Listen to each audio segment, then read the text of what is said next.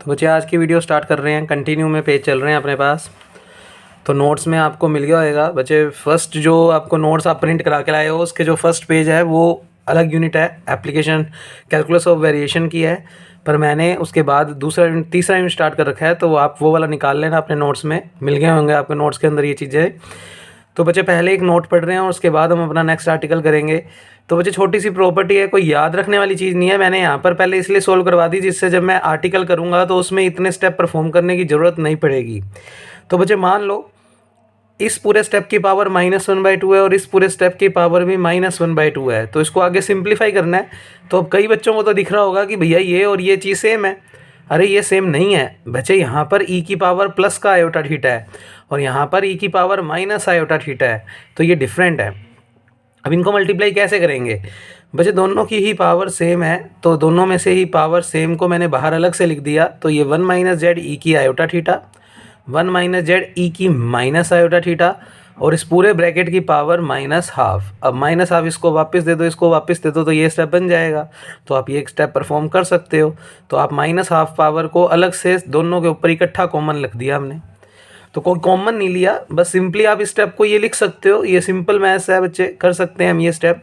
फिर ये दो ब्रैकेट्स मल्टीप्लाई करने हैं। तो बच्चे 1 का 1 से मल्टीप्लाई 1, इस 1 का इससे मल्टीप्लाई करोगे तो माइनस का z e की माइनस आयोटा थीटा, इस स्टेप का इस 1 से करोगे तो ये स्टेप आ जाएगा। और बच्चे माइनस स्टेप माइनस वाले से मल्टीप्लाई होगा तो माइनस माइनस प्लस, तो प्लस बच्चे z into Z, Z square और e की प्लस आयोटा थीटा और e की माइनस आयोटा थीटा आपस में मल्टीप्लाई होंगे तो कैंसिल आउट हो जाएंगे। क्योंकि सोचो जब ये इससे मल्टीप्लाई होगा तो ये स्टेप नीचे ले जाओ, दोनों सेम है, कट जाएंगे तो सिर्फ इतना बच जाएगा। तो सिंपली मैंने इन दोनों ब्रैकेट्स का मल्टीप्लिकेशन किया तो ये टर्म्स आ गई। पावर -1/2 चल ही रही है, चलने दो। उसके बाद देखिए नेक्स्ट स्टेप बचे 1 एज इट इज़, इन दोनों में से माइनस का z अगर कॉमन ले लें तो ये बचेगा e की आयोटा थीटा, और क्योंकि माइनस का z कॉमन लिया है तो प्लस का e की माइनस आयोटा थीटा। तो बस मैंने कॉमन जब -z लिया तो इस टर्म को पहले लिख दिया, इसको बाद में, और कुछ नहीं किया। प्लस का z स्क्वायर और इस पूरे होल ब्रैकेट की पावर माइनस का 1/2। तो बच्चे कुल मिलाकर अब जो नेक्स्ट आर्टिकल मैं करने वाला हूँ उसमें अगर ये स्टेप बना तो मैं उसको ये लिख सकता हूँ। ये मैं आपको क्लियरली यहाँ पर डिस्क्राइब कर चुका हूँ। तो मेरे पास बनने वाला है, ये कुछ बनने वाला है, उसको मैं ये कुछ लिख सकता हूँ, ये मैंने पहले ही प्रूव कर दिया है। उसके अलावा हमें इस एक्सपेंशन की ज़रूरत पड़ेगी बच्चे, फर्स्ट प्लस सेकंड की पावर n। बाइनोमियल एक्सपेंशन आप लोगों ने पढ़ रखे हैं। सबसे पहले इस फर्स्ट की पावर ये वाली n कर दो, प्लस nc1 फर्स्ट की पावर इन दोनों का माइनस, याद रखने की टेक्निक बता रहा हूँ फॉर्मूला। तो फर्स्ट की पावर इन दोनों का माइनस और जो सेकंड होगा यहाँ पर उसकी पावर जो पैरों में है, तो सेकंड की पावर 1, ऐसे क्रम में चलता रहेगा। 1 से बढ़ाकर 2 कर दो। तो फर्स्ट की पावर इन दोनों का माइनस और सेकंड की पावर ये जो भी पैरों में है वो एज इट इज़। इस तरीके से करते करते 2 की जगह जब n आ जाएगा तो फर्स्ट की पावर दोनों का माइनस और सेकंड की पावर जो पैरों में है बच्चे वो। अब nc1 nc2 की वैल्यूज़ क्या होती है बच्चे, nc1 का मान होता है n, याद रखेंगे। nc2 का मान n(n-1) अपॉन फैक्टोरियल 2, nc3 का मान n(n-1) n-2 अपॉन फैक्टोरियल 3।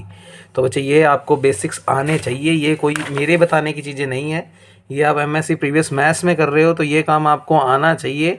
इनमें nc1 nc2 के क्या फॉर्मूले होते हैं ये पता होने चाहिए। तो बच्चे जैसे फर्स्ट प्लस सेकंड की n का था वो तो थोड़ा सा डिटेल में पूरा लिखा मैंने, अब आप तो सीधा शॉर्ट फॉर्म याद करो, आपने पढ़ भी रखे होंगे। तो बच्चे 1 + x की होल पावर n का formula 1 + nx + nn-1 upon factorial 2 x square plus nn-1 n-2 upon factorial 3 x³ plus and so on. तो ये फॉर्मूला या ये एक्सपेंशन हम तब लगाते हैं जब यहाँ 1 हो। अभी पिछला जो फॉर्मूला लिखा था उसमें यहाँ पर फर्स्ट प्लस सेकंड, अब फर्स्ट में कुछ भी 1 के अलावा हो सकता था तब तो वो फॉर्मूला यूज़ करते। पर अगर क्लियर कट यहाँ पर 1 है और यहाँ पर कुछ भी वैल्यू है तो उस कुछ भी वैल्यू के लिए आप ये फॉर्मूला डायरेक्ट याद कर सकते हो, अप्लाई कर सकते हो। तो अब हमारा आर्टिकल सुनो बच्चे, अच्छा और इम्पोर्टेंट क्वेश्चन है।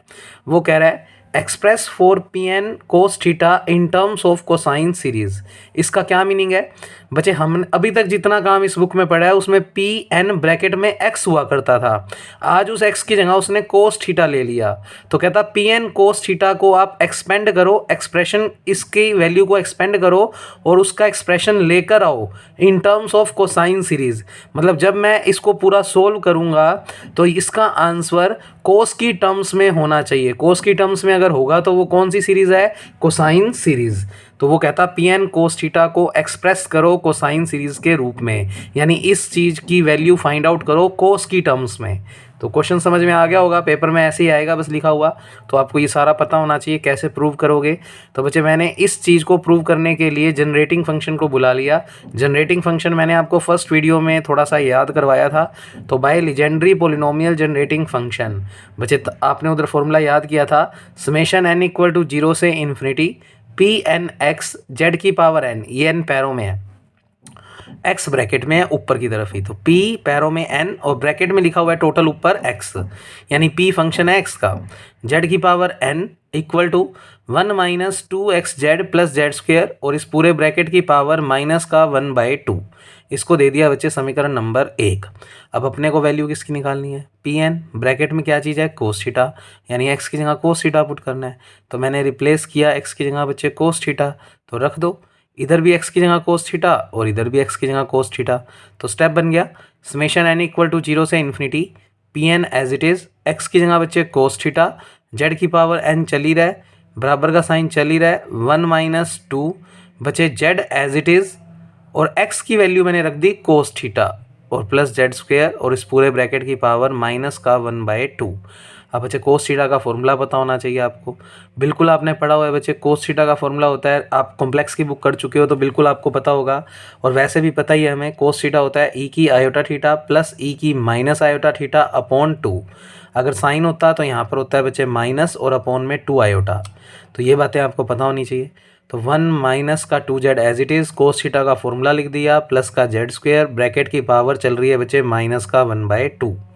अब बचे इस 2 से ये 2 कैंसिल आउट हो गया, तो बचेगा क्या, 1 माइनस जेड ई की आयोटा थीटा प्लस ई की minus iota theta plus z square और इस पूरे ब्रैकेट की पावर माइनस का 1/2। अभी जो नोट मैंने पीछे समझाया है लास्ट पेज पे, अभी जब ये वीडियो स्टार्ट की थी तो बच्चे इतने स्टेप को आप ये लिख सकते हो। भाई उल्टा भी तो कर सकते हैं ना, ये देखो ये स्टेप आ गया तो इसको पूरे को ये लिख सकते हैं, अगर ये आ जाता तो इसको ये लिख सकते हैं। तो मैंने इस पूरे को बच्चे ये लिख दिया। तो मैंने लिखा भी कि नोट नंबर मैंने 1 का यूज़ किया है। तो बच्चे मैंने लिखा भी नोट्स के अंदर, तो नोट्स अच्छे बना रखे हैं आप लोगों के लिए, अच्छे हैंड रिटन नोट्स तैयार कर दिए हैं मैंने, तो कोई दिक्कत वाली बात नहीं आएगी बच्चे। तो मैंने इस पूरे को नोट 1 की मदद से, तो आप यहाँ लिख सकते हो बाय नोट 1, रीज़न में लिख लिया करो जिससे ये बातें लंबे टाइम के लिए याद रह जाए। बाय नोट 1 आप इस स्टेप को ये लिख सकते हो। फिर इसमें भी मैं एक्सपेंशन फार्मूला यूज़ कर रहा हूँ और इसमें भी एक्सपेंशन फार्मूला। अब देखो इधर 1 है, अगर इधर 1 है तो हम ये जो ऊपर नोट्स में ये वाला फॉर्मूला है बच्चे ये अप्लाई कर सकते हैं। फॉर्मूला कहता है पहले लिखो 1 प्लस जो भी ब्रैकेट है की पावर, इस ब्रैकेट की पावर जो है वो n है, तो 1 प्लस n और प्लस के साथ जो भी चीज़ है वो x है। तो देखो टर्म थोड़ा सा खोल के दिखाता हूँ एक्सपेंशन, तो आराम से खोलो मेरे साथ बच्चे 1। अब तुम्हें यहाँ माइनस दिख रहा है तो तुम तो प्लस ही लिखो, क्योंकि फॉर्मूले के अकॉर्डिंग तुम्हें 1 प्लस nx बच्चे n का मान कितना है, माइनस का 1/2 और x का मान कितना है, माइनस के अंदर z इंटू ई की आयोटा थीटा। तो इस वजह से माइनस माइनस क्या हो गया, प्लस। वापिस सुनो बच्चे, आप इसमें फॉर्मूला लगा रहे हो 1 प्लस एक्स की पावर n का, तो n का मान तुम्हें दिख रहा है माइनस का 1/2 और x का मान तुम्हें दिख रहा है माइनस का z इंटू ई की आयोटा थीटा। तो मैं तुम्हारे लिए लिख देता हूँ, इस वाले स्टेप में जब तुम ऊपर वाला फॉर्मूला यूज़ करोगे तो तुम्हारे लिए n का मान है माइनस का 1/2 और x का मान है माइनस का z इंटू ई की पावर आयोटा थीटा। तो बच्चे जब तुम ये वाले दोनों मान इस वाले फॉर्मूले में रखोगे तो ये टर्म्स बनती जाएंगी बच्चे। और ऐसे ही जब तुम इसमें एक्सपेंशन फॉर्मूला यूज़ करोगे तो बच्चे तुम्हारा n तो माइनस का 1/2 ही है, पर तुम्हारा x जो है वो है माइनस का z ई की माइनस आयोटा थीटा। तो x हो जाएगा माइनस का z ई की माइनस आयोटा थीटा और उसमें भी वो फॉर्मूला लगा दोगे। तो लगाओ मेरे साथ, थोड़ा सा मैं बोलता हूँ तुम्हें समझ में आ जाएगा। बच्चे पहले लिखो 1 प्लस nx, n में भी -1/2 है, x में भी माइनस का z इंटू ई की आयोटा थीटा है, तो इसलिए माइनस माइनस प्लस हो गया। अब अगली एक टर्म और मैं बना के दिखा देता हूँ, तो फिर तुम्हें समझ आ जाएगा कि ये फॉर्मूला जो लिखा गया है वो बिल्कुल सही है। तो मैं आपको बना के दिखाता हूँ बच्चे, मैं लगा के दिखाता हूँ, इस पूरे स्टेप को मैं बुला रहा हूँ अलग से। तो ये अगर आप अपने नोट्स में साइड में लिखना चाहो तो लिख लेना। आपको इसका एक्सपेंशन खोलना है 1 माइनस जेड ई की माइनस आयोटा थीटा की -1/2। पहले मैं लिखता हूँ आपके लिए फॉर्मूला 1 माइनस 1 प्लस एक्स की एन का, सिर्फ तीन ही टर्म दिख रहा हूँ, 1 plus n x n minus 1 upon factorial two x square. इस तरीके से ये चलता रहेगा। तो बच्चे इसमें अगर मैं n की बात करूं तो वो n की वैल्यू कितनी दिखाई दे रही है, -1/2। तो सेम आप दूसरे वाले ब्रैकेट के लिए खोल के देख लेना, घर पे आराम से बन जाएगा। अच्छा, x एज क्या है, -z e की आयोटा थीटा, तो -z e की आयोटा थीटा। तो आज तक की वीडियो थोड़ी सी कॉम्प्लिकेटेड है, उसके बाद ये बुक थोड़ी ईजी होने लग जाएगी बच्चे। ईजी वैसे अभी भी तक भी ईजी है, मुश्किल तो नहीं है बच्चे। x का मान रख दिया मैंने, देखो 1, x का मान है माइनस का z, ये रहा e की आयोटा थीटा, n का मान है माइनस का 1/2। अब लगाएं अगर एक्सपेंशन तो 1 प्लस बचे n का मान माइनस का 1/2, x का मान माइनस का z इंटू ई की पावर आयोटा थीटा। तो ये माइनस का लिखा है मैंने, माइनस माइनस प्लस हो गया, इस वजह से आपके नोट्स में प्लस लिखा हुआ है। प्लस n(-1) बचे, n का मान है -1/2, फिर n का मान -1/2 -1 upon factorial two x square. X का मान है माइनस का z इंटू ई की आयोटा थीटा, और उसका स्क्वेयर करना है बच्चों। अब ध्यान से सुनना, ये स्टेप अलग से सोल्व कर रहा हूँ। तो ये तो बन गया जी 1 माइनस माइनस प्लस, तो 1/2 z ई की आयोटा थीटा, और यही लिखा हुआ था आपके नोट्स में। अब इधर आ जाओ, इस ब्रैकेट को सोल्व कर लो बच्चे। इधर एलसीएम लोगे तो 2 एलसीएम आएगा, 2 एलसीएम इधर मल्टीप्लाई होगा, तो -1 -2 -3 -3/2। तो मैं ऊपर लिख रहा हूँ, ये बन रहा है माइनस का 3/2, ये माइनस का 1/2।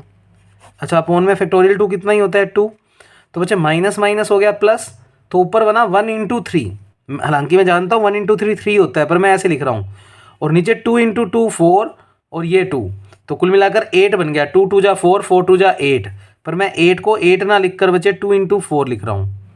और बच्चे इसमें अगर जब स्क्वायर करोगे तो माइनस का स्क्वायर क्या हो जाएगा, प्लस बनेगा क्या, जेड स्क्वायर ई की 2 आयोटा थीटा। स्टेप मिलाओ बच्चे, 1 प्लस 1/2 जेड ई की आयोटा थीटा प्लस 1 इंटू 3 मैं भी जानता हूँ 3 होता है, पर मैंने लिखा नहीं। और 2 इंटू 4 मैं भी जानता हूँ 8 होता है, पर मैंने लिखा नहीं। और जेड स्क्वायर ई की 2 आयोटा थीटा, वो इसलिए नहीं लिखा बच्चे क्योंकि मैं ऐसे करते करते अगर इस एक्सपेंशन की लास्ट टर्म लिखने की कोशिश करूँ तो बच्चे लास्ट टर्म के अंदर क्या लिखूँगा मैं, ध्यान से देखना। इसमें पहली टर्म में 1 आ रहा है, पर इधर 1 के साथ 3 आ गया, तो बच्चे यानी तीसरी टर्म में 3 आ रहा है। तो ऐसे करते करते 1 3 5, और अगर आपने थोड़ा सा सेकंड ईयर में हायर कैलकुलस की बुक पढ़ी हुई है तो बच्चे 1 3 कितने कितने का गैप आ रहा है, 3 से 1 के बीच में 2। तो ऐसे ही इससे अगली टर्म अगर लिखता तो 1 3 और 5 आता। तो ऐसे करते करते 1 3 5, और अगर एनवी टर्म निकाल रहे हैं तो बच्चे 1 3 5 एक एपी सीरीज़ है, एक समांतर श्रेणी है। थोड़ा सा देखो, जिनको थोड़ा बहुत बेसिक नहीं आता बच्चे, 1 3 5 एक समांतर श्रेणी है। समांतर श्रेणी यानी अर्थमेटिक प्रोग्रेशन जिनमें कॉमन डिफरेंस सेम होता है बच्चे। 3 में से 1 गया 2, 5 में से 3 गए 2, तो इस पूरी सीरीज़ के दौरान ये कॉमन डिफरेंस सेम रहेगा। और अगर इसकी nth टर्म निकालनी है हमें तो फॉर्मूला होता है a plus n-1 into D. बच्चे a की बात करूँ तो फर्स्ट टर्म होती है a का मतलब, n-1 एज इट इज़, क्योंकि nth टर्म निकाल रहे हैं तो फॉर्मूला ही होता है n-1, ठीक है बच्चे, इंटू डी। डी का मतलब कॉमन डिफरेंस, कितने कितने का गैप है, 2 2 का। इसको थोड़ा सोल्व करो तो 1 प्लस 2 का मल्टीप्लाई 2n, इधर 2 का मल्टीप्लाई माइनस का 2, तो ये बन गया बच्चे 2n माइनस 2 और प्लस 1 सोल्व होकर माइनस का 1। तो बच्चे इसका मतलब जब हम इसकी nवी टर्म लिखेंगे एक्सपेंशन में तो 1 3 5 अप टू क्या आएगा, 2n-1। तो मैंने यही लिखा हुआ है देखो, 1 3 5 अप टू 2n-1। अच्छा, जैसे फर्स्ट टर्म सेकंड टर्म में जेड की 1 ई की आयोटा थीटा, उसके बाद जेड की 2 ई की 2 आयोटा थीटा, तो एनवी टर्म में जेड की पावर n ई की पावर n आयोटा थीटा, ई की पावर n आयोटा थीटा। तो ये तो बन गया ये स्टेप। अपॉन में बच्चे, अपॉन में भी वही हो रहा है देखो, 2 फिर 2 तो आ ही रहा है साथ में 4, तो ऐसे ही एनवी टर्म में 2 4 6 अप टू 2 4 6 भी तो एक एपी है, बना के देख लो। 2 4 6 इसमें भी डिफरेंस सेम है, 2 2 का गैप है। फॉर्मूला होता है a plus n-1 into d. A का मान आपकी बार फर्स्ट टर्म 2 है और डी का मान अभी फिर से 2 है, तो बचे 2 + 2 का मल्टीप्लाई कर दो तो 2n - 2, 2 से 2 कट गया, बचे क्या आ गया 2n। तो 2 4 6 अप टू लास्ट भी टर्म में क्या आ जाएगा 2n। और जेड की एन और ई की आइटा एन थीटा तो हम सोच ही सके हैं इस स्टेप से। तो बच्चे ये एक्सपेंशन लगा दिया मैंने इसमें। सिमिलर आप जब ये वाला एक्सपेंशन लगाओगे तो बच्चे ये टर्म्स बन जाएंगी। बस फ़र्क क्या डालना है, आयोटा थीटा में यहाँ पर माइनस आ जाएगा क्योंकि देखो यहाँ माइनस है, तो इधर भी माइनस का 2 आयोटा थीटा और इधर भी माइनस का आयोटा एन थीटा। और ध्यान से देखो ये दोनों स्टेप मल्टीप्लाई में है बच्चों। तो पहले इसका एक्सपेंशन ये इनटू का साइन और फिर ये वाले का एक्सपेंशन ये। अब ये दो ब्रैकेट मल्टीप्लाई करने हैं बच्चे। कर क्या रहे हैं हम, पी एन कोस थीटा का एक सीरीज़ बना रहे हैं जो कोसाइन की टर्म्स यानी कोस की टर्म्स में होना चाहिए। तो ये आर्टिकल ख़त्म होने वाला है बच्चे, बस एक स्टेप समझना है आपको। आप अब क्या करोगे, देखो एल एच एस मैं इसकी लिख देता हूँ। एल एच एस इसकी ये चल रही है, समेशन एन बराबर 0 से infinity P n cos theta. तो ये मैंने पहले इसलिए लिखी जिससे ये बातें समझ में आती जाएं। तो बच्चे ये चीज़ बराबर ये चीज़ चल रही है। देखो इधर से तो जेड की एन का कोफिशिएंट आया पड़ा है। देखो जब कोफिशिएंट ले रहे हैं ना तो समेशन हट जाएगा, क्योंकि समेशन का मतलब तो कई सारी टर्म्स हैं भाई। जब आप इनको 0 रखोगे 1 रखोगे तब जाके बहुत सारी टर्म्स बन जाएंगी। पर मैं पर्टिकुलर एन का मान जब एन रखा यानी जेड की एन बना तो उसका कोफिशिएंट, तो जेड की एन का कोफिशिएंट तो मुझे दिख ही रहा है पी एन कोस थीटा। तो मैंने यही लिखा है, collecting the coefficient of z की n from RHS and comparing with the coefficient of z की n on LHS। मतलब इस वाले पूरे दोनों के मल्टीप्लिकेशन को करो और करने के बाद z की n के कोफिशिएंट मुझे छांट के दो और यहाँ से भी z की n के कोफिशिएंट मुझे छांट के दो और दोनों इक्वल हैं तो इक्वल रख दो। तो बच्चे यहाँ से तो z की n का कोफिशिएंट दिख ही रहा है, p के पैरों में n और टोटल ब्रैकेट में क्या लिखा हुआ है कोस थीटा। और ये इसी को ही हमें कोसाइन सीरीज के रूप में लिखना था। तो एलएचएस तो आ ही चुकी है, पी एन कोस थीटा की ही वैल्यू निकाल रहे थे और वो निकालनी है कोसाइन सीरीज के रूप में, यानी जो ये यहाँ पर रिजल्ट आएगा वो कोस के रूप में होना चाहिए। अभी तक तो नहीं दिख रहा। और पहले दूसरी बात, ये आया कैसे है स्टेप, ये भी समझना पड़ेगा। तो बच्चे अब ये स्टेप समझना थोड़ा सा मुश्किल है, कॉम्प्लिकेटेड है, ध्यान से समझेंगे आप लोग।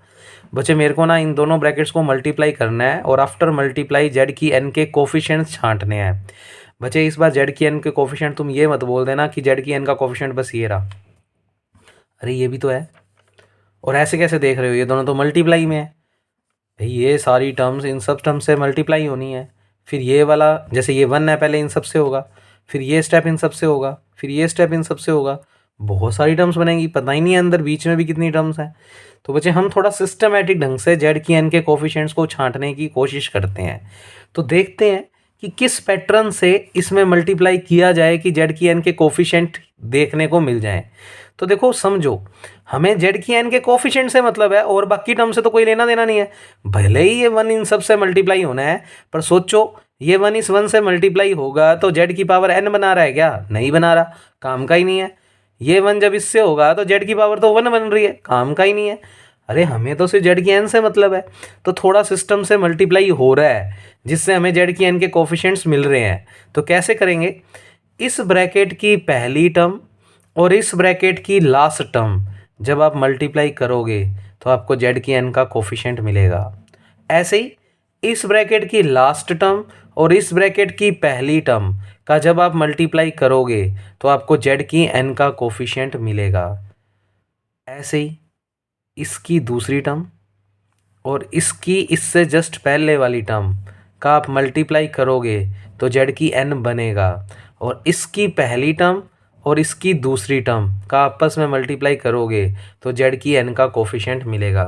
यानी क्रॉस पोजिशनिंग में मल्टीप्लाई करने से जेड की एन के कोफिशिएंट्स मिलेंगे। वापस सुनो, इस ब्रैकेट की फर्स्ट इस ब्रैकेट की लास्ट मल्टीप्लाई करो जेड की एन मिलेगा।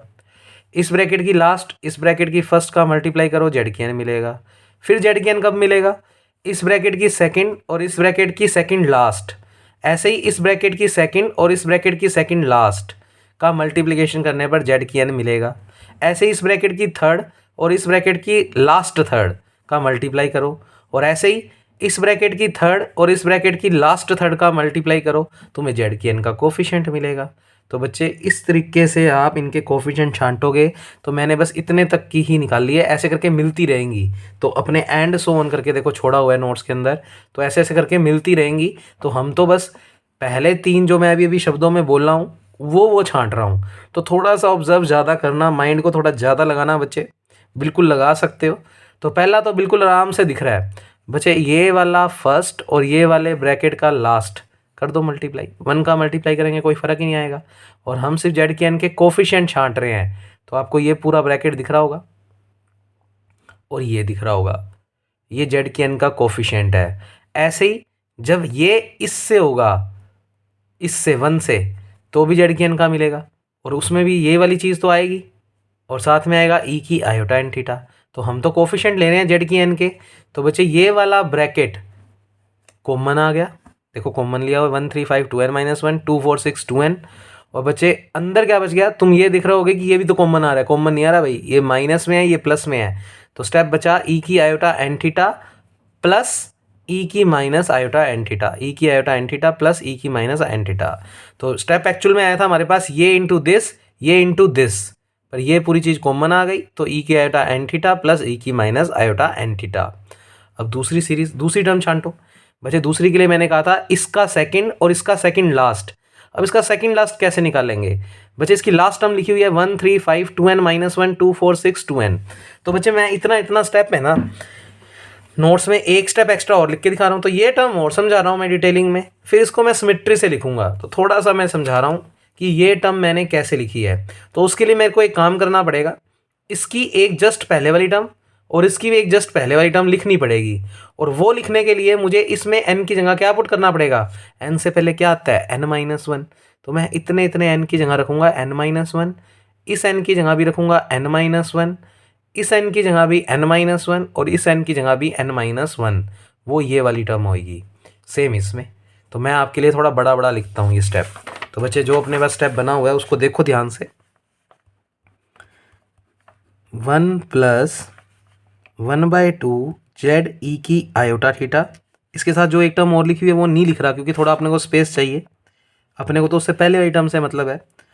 तो बच्चे उससे पहले वाली टर्म आएगी 1 3 5 अप टू, अब देखो मैं थोड़ा सा यहाँ लिख के बता रहा हूँ, तुमने एनवी टर्म लिखी हुई है 1 3 5 2n - 1। तो बच्चे इस n की जगह तुम रख दो n-1। तो मन ही मन करो मल्टीप्लाई बच्चे, 2 का मल्टीप्लाई इस पूरे से होना है, तो 2n - 2 बच्चे -2 और -1 -3। तो स्टेप बनेगा 2n - 3, यहाँ तक रह जाएगी सीरीज। तो इस n के बदले बस n-1 रख दो और ये स्टेप सोल्व होने पर बन रहा है 2n - 3, तो ये यहाँ तक रह जाएगी। नीचे चल रहा था उस वाली में एनवी टर्म में 2 4 6 अप टू 2n, इस n की जगह रख दो n-1, 2 से मल्टीप्लाई करेंगे तो 2n - 2। तो बच्चे ये बनेगा 2 4 6 अप टू 2n - 2। फिर इसके साथ मल्टीप्लाई में था जेड की एन ई की आयोटा एन थीटा, पर अपने n की जगह n-1 रख रहे हैं। तो बच्चे जेड की पावर n-1 ई की power iota n-1 into theta. ये बन गया जी अपना पहला ब्रैकेट। तो मैंने, अरे ये सॉरी गलत लिख दिया मैंने, हाँ इसके साथ एक टर्म हो रहा है ये भी, तो ये ब्रैकेट का निशान नहीं है बच्चे। एनवी टर्म तो लिखो जो तुमने लिख रखी थी नोट्स में, 1 3 5 up to 2n - 1, 2 4 6 up to 2n, और साथ में था बच्चे अपने पास जेड की एन ई की आयोटा एन थीटा। ठीक है बच्चे, तो मैंने बस इस वाले पेज पे ये करके दिखाया है कि इससे जस्ट पहले वाली टर्म क्या रही होगी। तो n की जगह बस n-1 रख दो, तो ये तो आएगा ही नहीं, तो इस n की जगह n-1 रख देंगे तो ये पूरा ब्रैकेट सोल्व होकर 2n - 3 बनेगा। और इसमें भी n की जगह n-1 रख देंगे तो 2n - 2 बनेगा। और इधर भी n की जगह n-1, इधर भी n की जगह n-1। तो ये इससे पहले की। अच्छा, इस पूरे ब्रैकेट का मल्टीप्लाई जिस टर्म से हो रहा था वो थी 1, प्लस इधर निशानों पे फर्क नहीं पड़ रहा था, बस आपके पास एंगल में माइनस आयोटा थीटा। तो ऐसे करते करते जब अपने इसकी ये वाली टर्म लिखने की कोशिश करेंगे, तो उधर भी नोट्स में लिखी नहीं हुई, आप ये वाली लिख सकते हो, एक्स्ट्रा लिखना है एक स्टेप लिख लो, 2n - 3 2 4 6 up to 2n - 2। Z की पावर तो n-1, पर इधर एंगल में ई की power minus iota n-1 into theta, क्योंकि सारे एंगलों में माइनस लगा हुआ है बच्चे आयोटा के साथ। ये बात थोड़ी फोकस करने वाली है। अच्छा, एनवी टर्म इसकी भी लिख दी जो तुम्हारे नोट्स में लिखी हुई है 2n - 1। तो नोट्स में ये वाली टर्म नहीं लिखी हुई थी, तो मैंने लिख दी। स्टेप को समझाने के लिए थोड़ा एक्स्ट्रा लिख दिया अपनों ने, जिससे अब आपको बात अच्छे से समझ आ जाएगी। तो जेड की पावर थी बच्चे n, इधर माइनस मत लगा देना, सिर्फ ई वालों में माइनस आएगा, ई की माइनस आयोटा एन थीटा। अब ये दो ब्रैकेट मल्टीप्लाई करने थे, तो देखो बच्चा पहले वाला जेड का एन तो हमें समझ आ गया था। जब 1 इससे मल्टीप्लाई हुआ तो ये जेड की एन का कोफिशिएंट ये कुछ आया था, और जब ये वाला 1 इससे मल्टीप्लाई हुआ था तो जेड की एन का कोफिशिएंट ये कुछ आया था। तो बच्चे उसमें से ये वाला पूरा ब्रैकेट कॉमन आ गया था, और अंदर बचा था ई की iota N theta plus e की माइनस आयोटा एन थीटा। तो वो स्टेप मैं नहीं लिख रहा। उसके बाद जो नोट्स में दूसरा स्टेप लिखा हुआ है मैं सिर्फ वो लिख के दिखा रहा हूँ। तो मैं एक इन्वर्टेड कोमा लगा रहा हूँ कि तुम वो स्टेप तो तुम्हें पता है। तो लिख ही लेते हैं, चलो क्या आ जाता है 1 3 2n माइनस 1, 2n माइनस 1 नहीं है, ठीक है, 2 4 6 अप टू 2n, और बचे अंदर बच गया था ई की iota N theta plus e की माइनस आयोटा एन थीटा, ई की माइनस आयोटा एन थीटा। थोड़ा सा वो पहला स्टेप तो बिल्कुल साफ साफ लिखा हुआ है नोट्स में। अब समझो दूसरा स्टेप बच्चे, तो मैंने लगा दिया प्लस। अब प्लस लगाने के साथ देखो मैं जो कह रहा हूँ, जिन पे टिक कर रहा हूँ सिर्फ उन पे फोकस करना। तो इसकी दूसरी और इस ब्रैकेट की सेकंड लास्ट आपस में मल्टीप्लाई करो, और क्यों मिलेगा जेड की एन, देखो बच्चे ये जेड की पावर 1 है और ये जेड की पावर n माइनस 1 है। सोचो जब ये दोनों मल्टीप्लाई होंगे तो जेड की 1 से जेड की माइनस 1 क्या हो जाएगा, कैंसिल आउट। तो कितनी पावर बनेगी, जेड की n, और हमें जेड की n का कोफिशिएंट मिल जाएगा। अब मिला क्या जेड की n का कोफिशिएंट, बच्चे ये पूरी सीरीज 1 3 5 मल्टीप्लाई में है ये सारे, 2n माइनस 3 ये वाले 2 4 6 2n माइनस 2, ठीक है। और क्या मिला, ई की minus iota n minus 1 theta, मैं लिख नहीं रहा जानबूझ के। और फिर जिनको डबल टिक कर रहा हूं, यानी इस ब्रैकेट की सेकंड लास्ट और इस ब्रैकेट की सेकंड टर्म जब मल्टीप्लाई होगी तो जेड की 1 और जेड की n माइनस 1, जेड की माइनस 1 से जेड की 1 कट जाएगा तो जेड की n का कोफिशिएंट बचे यही वाला ब्रैकेट। अब ये वाला ब्रैकेट तो कॉमन आ गया, बचा क्या इसके पास, ई की iota n minus 1 into theta into 1/2, और इधर भी ये वाला 1/2 इसके साथ मल्टीप्लाई, तो 1/2 कॉमन आ गया। तो अलग से एक स्टेप और मल्टीप्लाई में कॉमन आ गया 1/2, ये पूरा कॉमन आ गया, 1/2 कॉमन आ गया। अंदर क्या बचेगा, ई की iota n minus 1 into theta plus e की minus iota n minus 1 into theta. तो आप अपनी कॉपी में अलग से ये इतना सा स्टेप लिखना चाहो तो लिख दो। ऐसे ही सिमेट्री में बच्चे तीसरा, अब तीसरा कैसे मिलेगा, इसकी दूसरी, अब मैंने लिखी नहीं इसकी तीसरी टर्म, इसकी तीसरी टर्म में जेड स्क्वेयर था और इससे एक टर्म और पहले लिखनी पड़ेगी। तो बच्चे एक टर्म और पहले लिखने का मतलब इस n की जगह तुम अब क्या रख दोगे, n माइनस 1।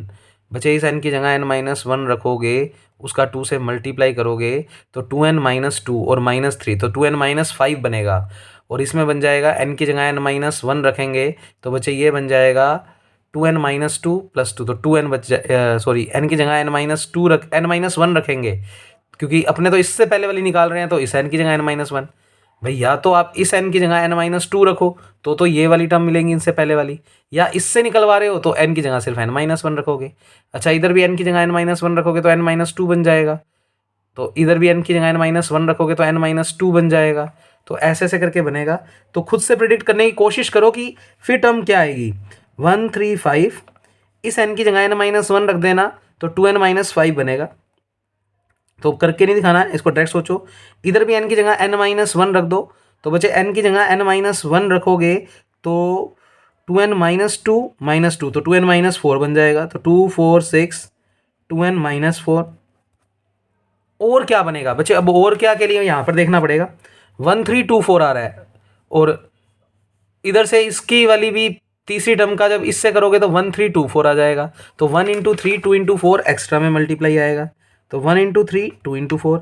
जैसे इस वाली में ये 1/2 और ये 1/2 आ गए थे, तो ऐसे ही इस वाली में 1 इंटू 3 और 2 इंटू 4, 1 इंटू 3 और 2 इंटू 4, तो वो हमारे पास कॉमन आ जाएगा।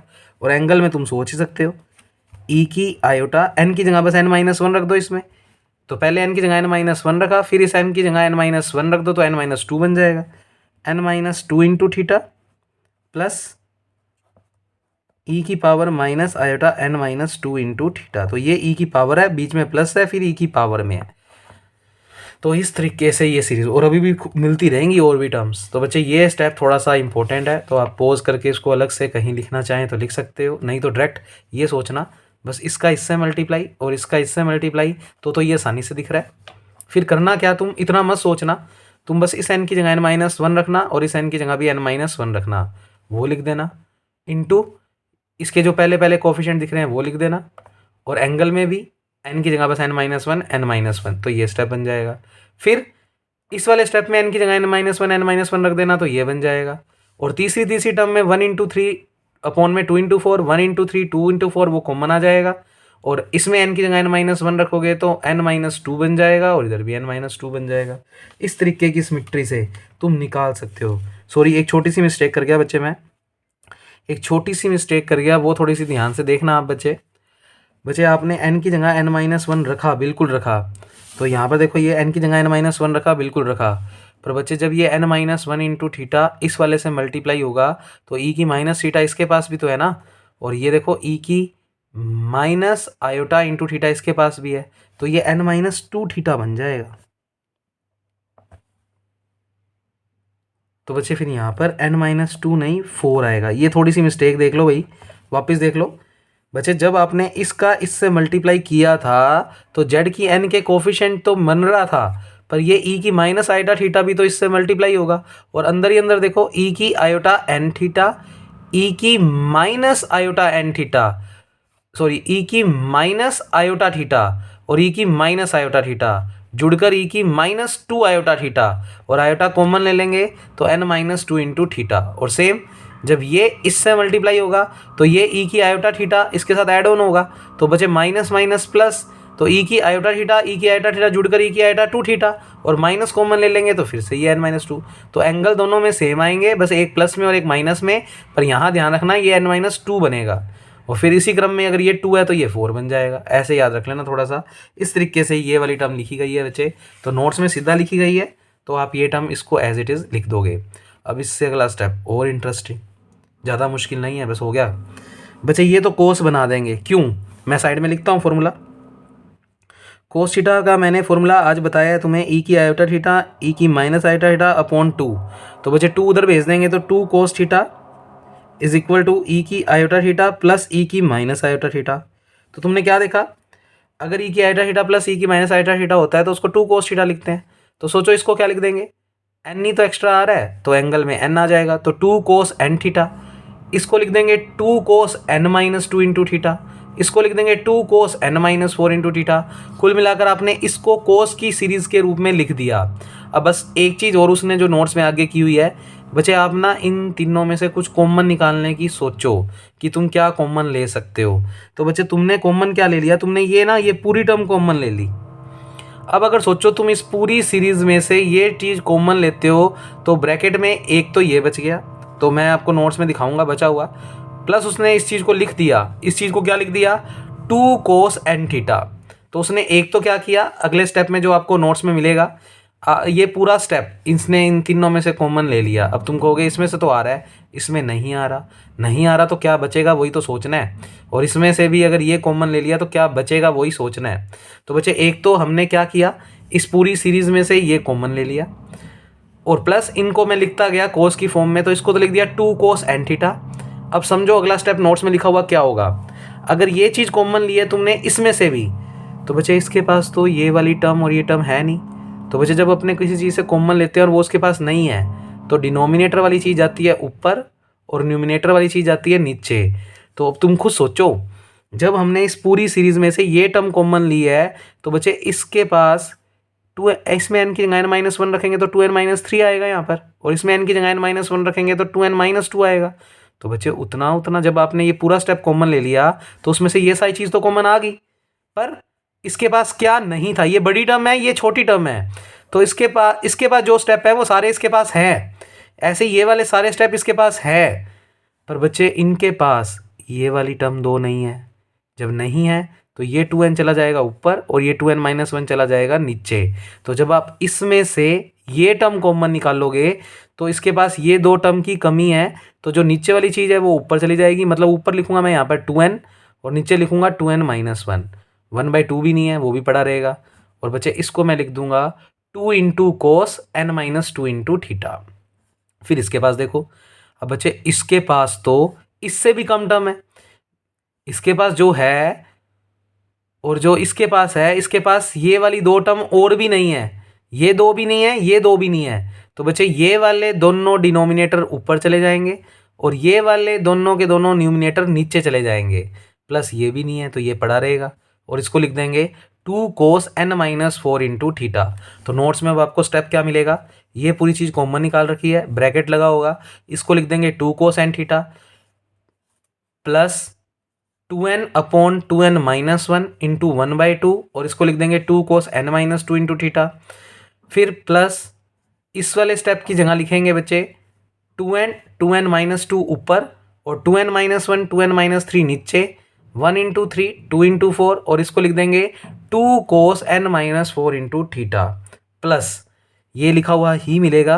बस एक गलती की हुई है नोट्स में, जब इधर में मैंने आपको क्या बताया, क्या बचेगा 2n अपॉन 2n माइनस 1, तो नीचे जो 2n माइनस 1 लिखेंगे वो उसने थोड़ा गलत लिखा हुआ है, तो उसको मैंने सही करके लिखा हुआ है।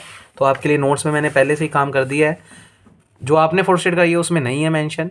तो बच्चे देखो ये चीज़ कॉमन आ गई, वो चीज़ को लिख दिया 2 cos n थीटा प्लस ये 2n ऊपर जाएगा और ये 2n माइनस 1 नीचे जाएगा, और नोट्स में ये लिखा हुआ था गलती से 2 ब्रैकेट में n माइनस 1, ये गलत है। आप इस नीचे वाली चीज़ को सही कर दो, नीचे वाली चीज़ को सिर्फ 2n माइनस 1 लिख दो, तो ऐसा लिख दो, मैंने लिख के दिखाया, इसको ये लिख दो, तो आप ये वाली टर्म की जगह ये टर्म लिख दो, 1/2 कहा था बचेगा, और ब्रैकेट वाले को लिख दिया 2 cos n minus 2 into theta plus अगले वाले के पास ना तो 2n है और ना ही 2n माइनस 2 है, और ऐसे ही ना ही 2n माइनस 1 है और ना ही 2n माइनस 3, तो देखो ये वाला 2n माइनस 1 आ गया, साथ में 2n माइनस 3 आ गया, ये वाला 2n आ गया, और साथ में जो दूसरे ब्रैकेट के पास 2n माइनस 2 था नीचे वो भी ऊपर चला गया।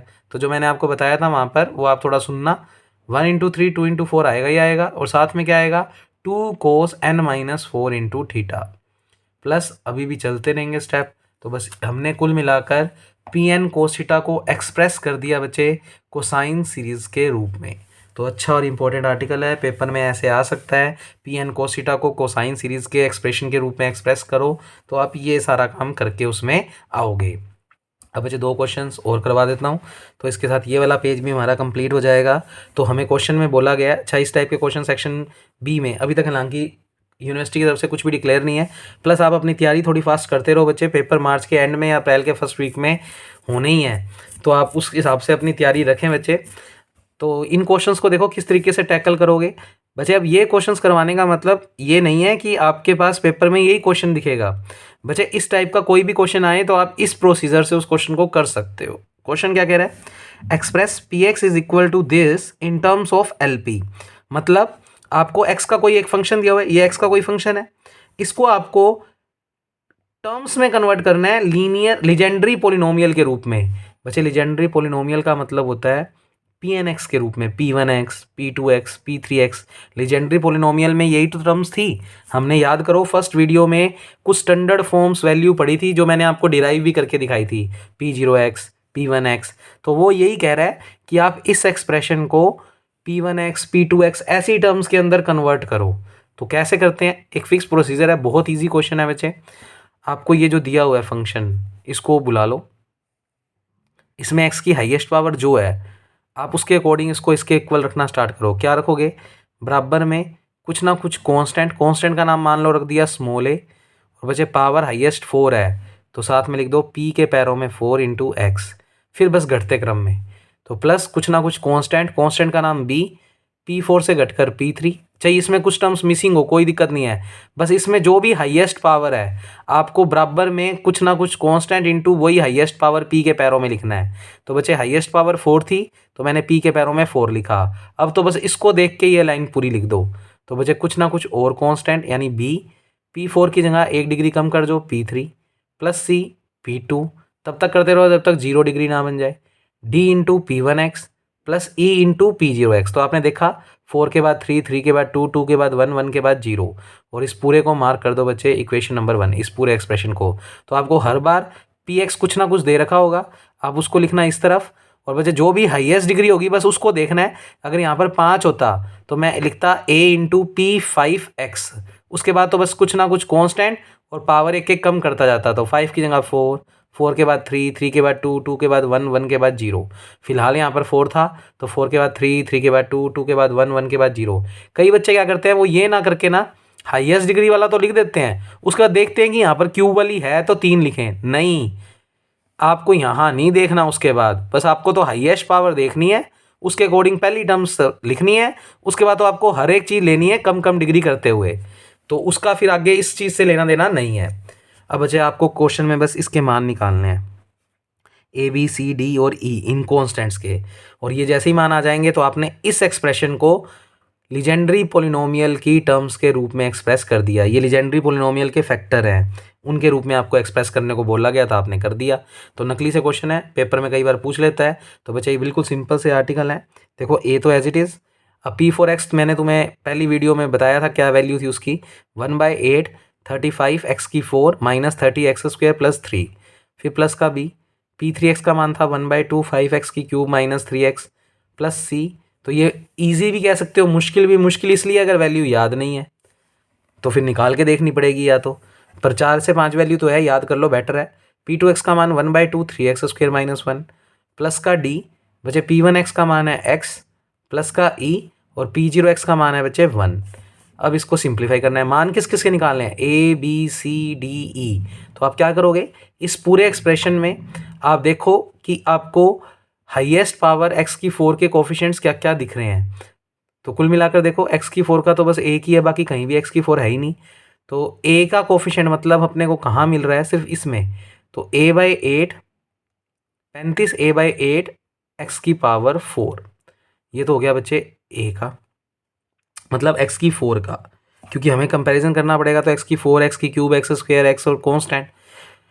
अब छांटो x की क्यूब वाले स्टेप, तो x की क्यूब वाले एक साथ लिख लो। तो x की क्यूब वाले देखते हैं कौन कौन से हैं बच्चे, इसमें तो 4 है, स्क्वायर है और 3 है, तो क्यूब तो नहीं है, इसमें है। तो बच्चे b/2 5b/2 x cube, 5b/2 x cube, और कहीं भी x क्यूब नहीं है तो बस एक ही टर्म x क्यूब की है। अब छांट लो x स्क्वायर, तो तुम लिख लो इस स्टेप के बाद।